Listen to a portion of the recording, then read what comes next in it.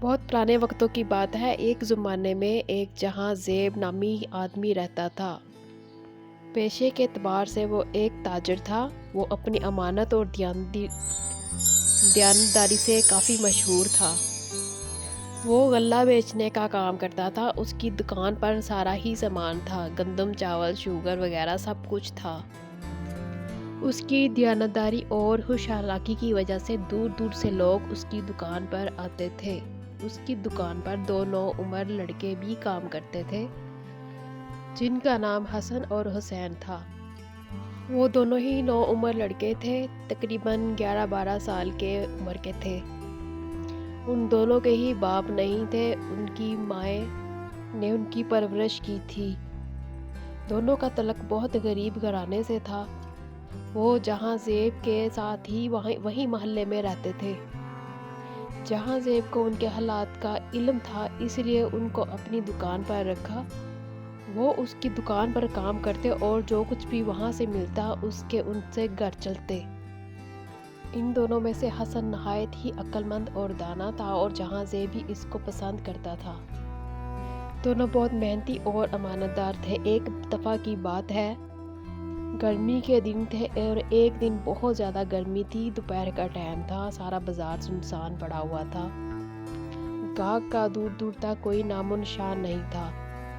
حسن اور حسین دوپہر کا کھانا کھا کر ایک کونے میں بیٹھے باتیں کر رہے تھے سرگوشیوں میں۔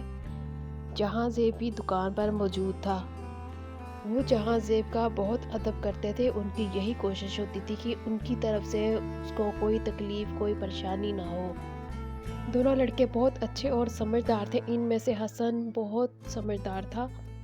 وہ دکان کے کاموں میں دلچسپی رکھتا تھا اور جہاں زیب کو بھی بہت مشورے دیتا تھا۔ یہی بات ہے کہ وہ حسن کو بہت پسند کرتا تھا۔ اس کے مشورے اچھے ہوتے تھے، جس کی وجہ سے جہاں زیب بھی اس کے مشوروں پر عمل کرتا تھا۔ اس کے مشوروں پر عمل کر کے ہی جہاں زیب نے ایک گاڑی بنوا لی تھی، 2 پہیوں والی۔ اور کوئی ایسا گاہک آ جاتا جس نے سامان بہت زیادہ لینا ہوتا تھا، وہ اس کو گاڑی پر رکھ کر اس کے گھر پہنچا دیتا تھا۔ اس کے بدلے ان سے کچھ بھی نہیں لیتا تھا۔ اب اسی وجہ سے حسن اور حسین کو 5 درہم زیادہ ملتے تھے۔ اب اس گاڑی میں حسن اور حسین سامان لاد کر لے جاتے تھے۔ اب گاہکوں کی یہ پریشانی بھی ختم ہو چکی تھی کہ سامان ہم کیسے لے جائیں۔ آج گرمی بہت زیادہ تھی اور گاہک دور دور تک نہیں تھے۔ جہاں زیب نے سوچا ایک چکر گھر کا لگا لیا جائے، شام کو دوبارہ آ جاؤں گا۔ یہی سوچ کر اس نے اپنی اشرفیاں تھیلی میں ڈالی اور اسے اپنے کپڑوں کے چوگے کے اندر رکھ لیا اور جانے کے لیے بھی مڑنے ہی لگا تھا کہ اس کو دروازے پر ایک لمبا تڑنگا نوجوان آتا دکھائی دیا۔ اس کو آتا دیکھ کر جہاں زیب واپس اپنی جگہ پر آ بیٹھا اور آنے والے گاہک کی طرف غور سے دیکھنے لگا۔ اس کے جسم پر ایک قیمتی لباس پہنا ہوا تھا جس نے اس نے اندازہ لگایا یہ کوئی بہت ہی امیر اور اعلیٰ خاندان سے ہے۔ آنے والے سوداگر نے کہا، میں سلطان پور میں رہتا ہوں۔ اس دفعہ بارشیں بہت زیادہ ہونے کی وجہ سے وہاں پہ زیادہ غلہ پیدا نہیں ہوا۔ مجھے اپنی دکان کے لیے غلہ چاہیے۔ میرے ساتھ 6 اونٹ بھی ہیں جس پر غلہ لادنا ہے۔ جہاں زیب نے باہر نکل کر دیکھا تو واقعی وہاں پر اونٹ کھڑے تھے اور اس کے ساتھ کالے حبشی کھڑے تھے۔ اب حسن اور حسین بھی پاس آ کر کھڑے ہو گئے۔ وہ سمجھ گئے تھے کہ اب ہمیں تول تول کر سامان دینا پڑے گا۔ اس سوداگر نے بتایا کہ مجھے کسی نے بتایا تھا کہ آپ کی چیزیں بہت اچھی ہوتی ہیں، دام بھی بہت اچھے ہوتے ہیں۔ یہی وجہ ہے کہ میں آپ کے پاس آیا ہوں۔ مجھے بڑی مقدار میں غلہ چاہیے، کیا اتنا غلہ مجھے مل سکتا ہے؟ یہ سن کر جہاں زیب بہت خوش ہوا۔ اس نے کہا، آپ کو جو چاہیے وہ مل جائے گا۔ جہاں زیب نے کہا، آپ کو کون کون سی اشیاء چاہیے تاکہ وہ میں آپ کو نکلوا کر دے سکوں؟ اب سوداگر نے بتانا شروع کیا۔ جہاں زیب ان چیزوں کو لکھتا گیا۔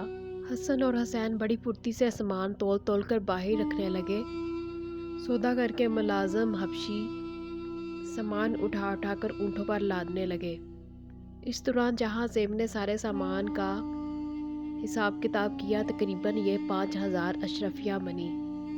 اب سوداگر نے 1000 اشرفیوں کی تھیلیاں نکال کر جہاں زیب کو دی जहाँ से वो अशरफियाँ गिनने लगा और साथ ही हुसैन को भी गिनने के लिए लगा दिया। अब हसन वहाँ पर आया, अचानक वो हुसैन से टकराया तो उसकी कुछ अशरफियाँ नीचे गिरी। अब दोनों बहुत शर्मिंदा हुए और अशरफियों को उठाने लगे। इस दौरान हसन ने एक अशरफी चुपके से अपने कपड़ों में छुपा ली, जिसको जहाँ ज़ेब ने देख लिया और बहुत परेशान हुआ। वो उसको एक बहुत अच्छा और नेक लड़का समझते थे। थोड़ी देर बाद हसन वहाँ से किसी बहाने से निकला और काफ़ी देर वापस ना आया। जहाँ ज़ेब को उसकी इस हरकत पर बहुत गुस्सा था कि उसने चोरी की। वो उनको बहुत अमानतदार समझता था। जहाँ ज़ेब ने सोचा कि वो अपनी अशरफी को कहीं छुपाने गया होगा, उसको उसकी हरकत पर बहुत अफसोस हुआ और उसने सोचा इसको अपनी दुकान से निकाल देगा। दुकान तकरीबन सामान से खाली हो चुकी थी और सामान सारा ऊँटों पर लादा गया था। अब जहाँ ज़ेब ने हुसैन को बाज़ार भेजा उनके लिए शरबत वगैरह लाने के लिए। उनके लिए ठंडा मीठा और खुशबूदार शरबत मंगवाया गया। गुलाम मेहनत मशक्क़त के बाद काफ़ी नडहाल थे। वो एक कोने पर बैठकर शरबत पीने लगे। अभी वो शरबत पी ही रहे थे, दूर से हसन आता दिखाई दिया। अब जहाँ ज़ेब को दोबारा उसकी हरकत याद आ गई। जब वो ज़रा करीब आया तो उसके पीछे कुछ सिपाही थे। उसने आते ही सौदागर की तरफ इशारा किया कि पकड़ लो इसे। अब जहाँ ज़ेब को बहुत गुस्सा आया, उसने कहा यह क्या हरकत है। हुसैन भी खौफज़दा होकर एक तरफ खड़ा हो गया, क्योंकि उसने इतने सारे सिपाहियों और म्यान में लगी तलवारों को देखा तो डर गया। अब सौदागर गुस्से से लाल पीला हो गया। उसने कहा लड़के, तुम्हें मैं छोड़ूंगा नहीं, मैं अपनी बेइज्जती का बदला लूँगा। उसकी बात सुनकर हसन बिल्कुल भी नहीं घबराया और उसने कहा तुम्हारे फ़रेब का पोल खुल गया है। आप मेरे मालिक को धोखा देकर इसे तबाह करना चाहते थे। असलियत अब खुल चुकी है। असली माल लेकर इन्हें नकली अशरफियाँ थमा रहे थे। इसकी बात सुनकर जहाँ ज़ेब ने एक अशरफी निकाली और उसको ज़मीन पर घिसा तो यह देखकर वो हैरान रह गया, क्योंकि उसका रंग उतर चुका था। अंदर से तांबा पित्तल लोहा नज़र आ रहा था। उसने मज़ीद अशरफियाँ ज़मीन पर घसी तो वो सब की सब नकली थी। ये देखकर वो बहुत हैरान हुआ। अब सौदागर बहुत घबराया। उसने सिपाहियों की गिरफ्त से निकलकर भागने की कोशिश की, लेकिन नहीं भाग सका। अब उसको पकड़कर दारोगा के पास ले गए और दारोगा उसको काजी के पास ले गया। सिपाहियों ने गुलामों से कहकर जहाँ ज़ेब का सारा माल वापस दुकान पर रख दिया और उनको भी गिरफ्तार करके अपने साथ ले गए। ये वाक़या देखकर इर्द गिर्द के लोग जमा हो गए। उनको भी इस वाक़ये के बारे में बताया। जब लोग वहाँ से कम हुए तो उसने हसन को अपने पास बुलाया और बड़ी शफ़क़त और मोहब्बत से पूछा कि तुम्हें कैसे पता चला। उसने कहा कि जब अशरफियाँ ज़मीन पर गिरी थी, उसकी आवाज़ सोने की अशरफियों की नहीं थी, वो किसी पित्तल लोहे की थी, जिससे मुझे पता चला और मैं एक अशरफी लेकर बाहर चला गया और उसको घिस कर देखा तो वो नकली थी। फिर मैं दारोगा के पास गया और उसको बताया। उसने मेरे साथ कुछ सिपाही भेजे थे। आज जहाँ ज़ेब एक बहुत बड़े नुकसान से बच गया था। अगर उसका ये नुकसान हो जाता तो वो कहीं का ना रहता। उसने हसन को शाबाशी दी। साथ में खड़ा हुसैन भी बहुत खुश था कि उसका दोस्त कितना अक्लमंद है। वो इस बात से बहुत खुश था। अब जहाँ ज़ेब ने इनाम के तौर पर 10-10 दरहम इन दोनों को दिए तो वो बहुत खुश हुए।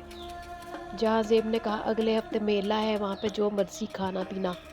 अब दूसरे दिन शहर का दरोगा वापस दुकान पर आया और कहा हसन कहाँ है। हसन को लाकर उसके सामने खड़ा कर दिया गया। दारोगा ने शफ़क़त से उसके सर पर हाथ फेरा और कहा कि इसको काजी ने बुलाया है। अब हसन बहुत परेशान था तो वो एक बच्चा ही। जहाँ ज़ेब ने कहा डरने की कोई ज़रूरत नहीं, मैं भी तुम्हारे साथ चलता हूँ। उन्होंने उसी टाइम दुकान बंद की और काजी के पास चले गए। अब एक कटहरे में सौदागर सर नीचे किए खड़ा था। अब मुकदमे की कार्रवाई शुरू हुई। अब जहाँ ज़ेब ने सारी तफसील सुनाई और हसन ने भी पूरा वाक़या सुनाया। उसकी बात सुनकर काजी समेत वहाँ के सारे लोग उसकी जहानत पर अश कर उठे।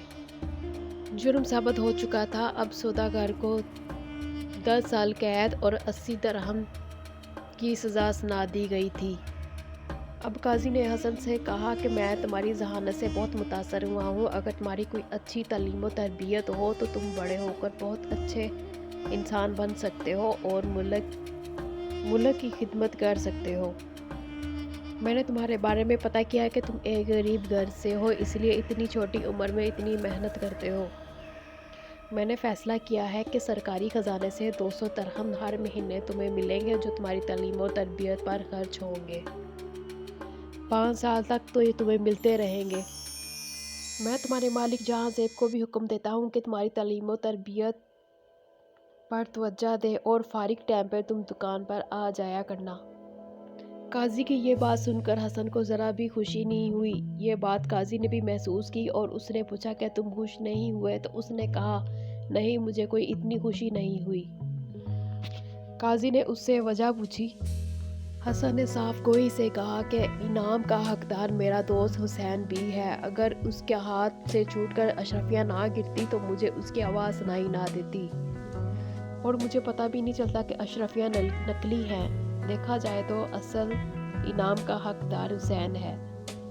اس کی بات سن کر وہاں کے سب لوگ بہت خوش ہوئے۔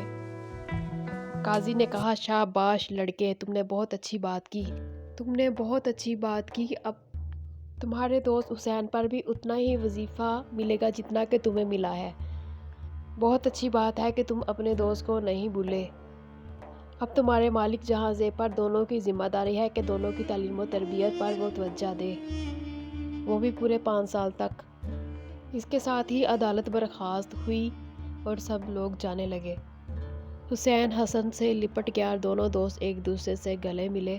اب ان کے دن پھر چکے تھے۔ وہ صبح سے لے کے دوپہر تک مکتب میں پڑھتے اور دوپہر کے بعد جہاں زیب کے پاس آ جاتے۔ جہاں زیب نے بھی سوچا جب یہ بڑے ہو جائیں گے تو میں ان کو الگ کاروبار کروا کے دوں گا، اور اس نے ایسا کیا بھی۔ اب دونوں کی مائیں بہت خوش تھیں، کیونکہ ان کے بیٹوں کو کام کے علاوہ تعلیم و تربیت بھی مل رہی تھی۔ قاضی کے دیے ہوئے پیسوں پر ان کی غربت دور ہو چکی تھی۔ اس طرح کی مزے کی کہانیاں سننا چاہتے ہیں تو چینل کو سبسکرائب کریں، لائک کریں اور دوسروں کے ساتھ شیئر کریں۔ ساتھ میں لگی گھنٹی کے بٹن کو دبا دیں تاکہ آنے والی ہر نیو ویڈیو کا نوٹیفیکیشن سب سے پہلے آپ کو مل سکے۔